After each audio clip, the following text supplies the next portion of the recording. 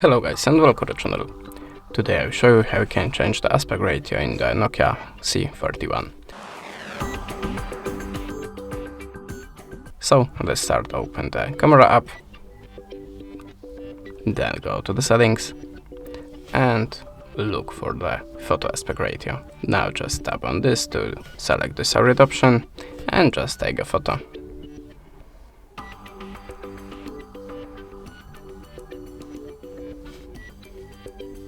And now in the default state,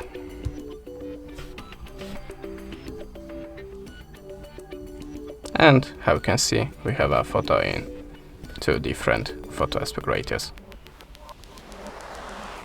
That's it. Thanks for the watching. Leave us a subscribe or a comment, and goodbye.